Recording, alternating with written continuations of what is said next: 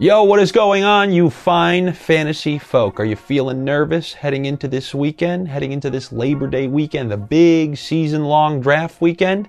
You getting together with those high school friends and you want to have your little cheat sheet off to the side? Don't lie to me. I know you're not getting together with anyone. Nobody, forget about meeting up with people. My own lifelong friends don't even answer texts anymore. That's how bad it's gotten. And I know it's like that for you too. But you will be drafting anyway, like I will be. You will be drafting, and I'm going to tell you some players that you should stay away from this weekend for your season-long draft. And I'm not going to be giving you those regurgitated stayaways like, oh, stay away from Ezekiel Elliott, you know, he's getting older, Cliff going down, Tony Pollard. I'm not sending you a recycled selfie from 4 weeks ago. I'm going to send you a fresh selfie, you know, one with Tom Brady duck lips and all. But before I do that, I want to tell you about something that you should absolutely not stay away from, and that's Underdog Fantasy, where they have their Best Ball Mania 3 tournament, which it's got $10 million in prizes. $10 million, like even the $1 million man, Ted DiBiase, would be interested in this competition because, like he said, everyone's got a price. All you got to do is you draft a squad, and good news, that's it. None of this roster management. You don't got to check on Julio Jones' hamstring.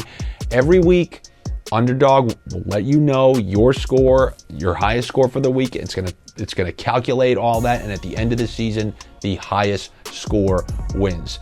So if you click the link down below in this video, they'll actually give you a 100% match deposit up to $100, or just go to the site, use promo code STOCHASTIC, and not only will you get that 100% match deposit, but you'll also get our Best Ball draft kit, which is like another $70 value. So you put in $100, you're gonna get an additional $170 in value.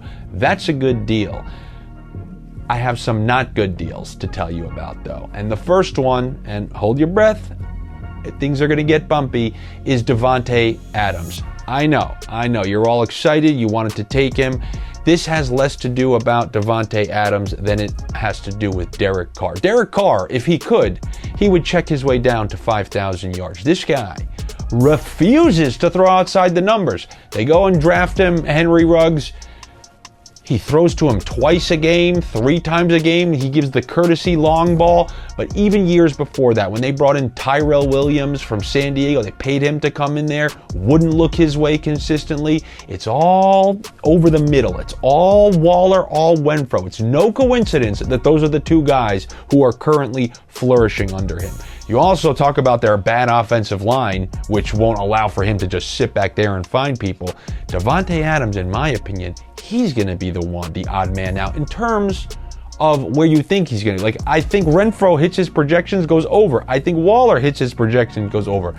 I think Adams is a big under. Like I said, I don't think he's going to have a miserable year, but definitely not what he's projected to do. So Davante Adams is my number 1. Number 2, A.J. Dillon. I am staying the hell away from A.J. Dillon. It's funny because everybody else is going the opposite way. They're trying to stay away from Aaron Jones, saying he's not going to come through on his value. And they're saying, oh, A.J. Dillon, take the cheaper guy and he's going to exceed. I think it's going to be the polar opposite. And you can look no further to the last time the Green Bay Packers took the field and lost to the San Francisco 49ers. Aaron Rodgers looked at 2 pass catchers, only 2 the entire game. One was Davante Adams, the other was Aaron Jones, who ended up having 9 catches for like 117 yards in a game where they couldn't get anything going on the ground. Now, that other guy he trusted, Davante Adams, is gone. So the favorite pass catcher of Aaron Rodgers is Aaron Jones. So now imagine it's the second half of any game and the Packers are trailing 10, which probably will be a higher likelihood this year without Adams out there. Who do you think is going to be on the field? You think it's going to be that chugging, big, burly back who knocks out mascots? Or is it going to be Aaron Jones, who caught 9 catches against the 49ers?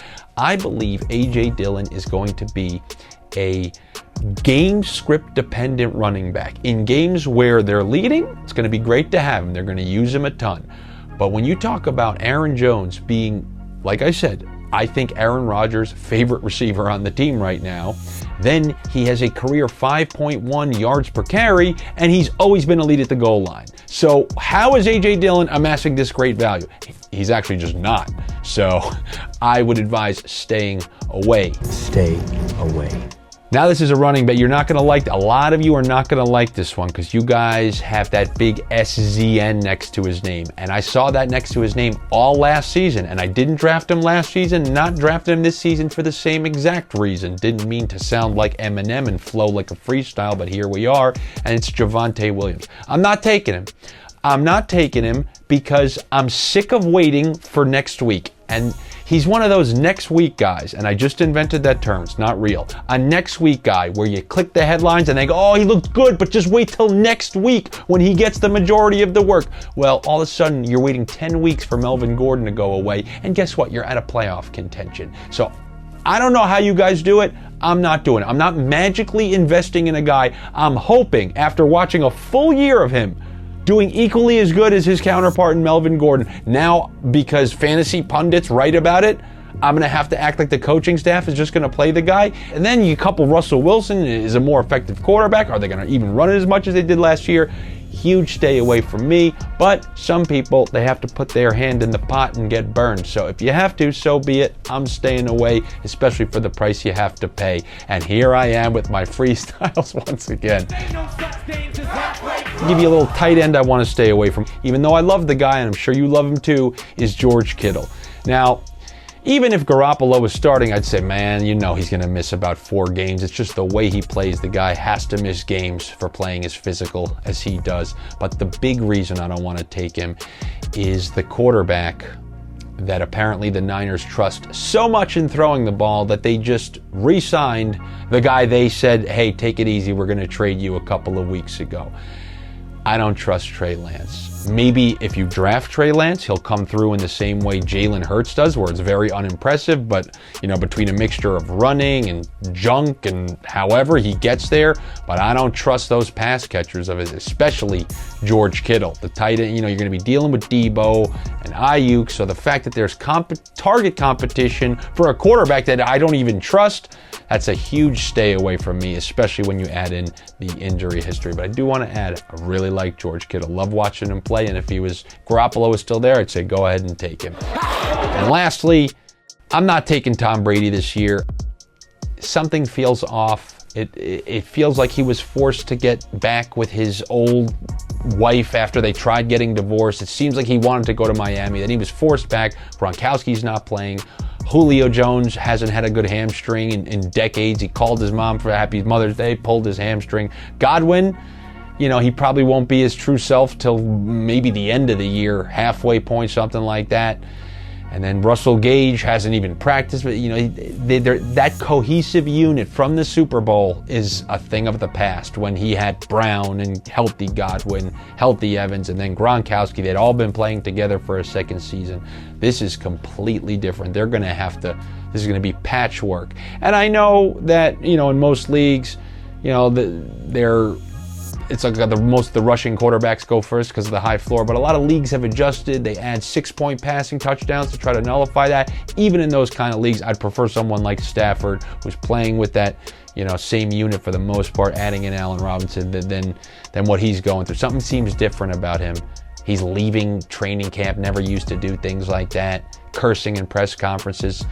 Something's off with him. He used to hide that Botox well. Now that the Botox is showing, so will the age. So Brady is the last one I'm staying away from. Those are the 5 I got for you. One of 2 things is happening right now. You're either saying, I could not trust this guy any less for saying these things, or I secretly was thinking that, but I didn't want to say it because no one else was saying it. I want to be the first guy to say it. Well, now you can be the second guy to say it. And tomorrow, I'll get into the players that you should be looking at that maybe other people are overlooking for your draft this coming weekend. All right, everyone, take it easy. Do me a favor, toss a like on the video, or maybe you tell me, what person do you think nobody's saying like, oh, this guy should be worrisome, but you think there's a definite reason to be worried about someone who's being overdrafted right now, but it can't be one of the chalk ones like Ezekiel Elliott. He's just the universal overdraft chalk pick. All right, everyone, take it easy. I'll see you tomorrow.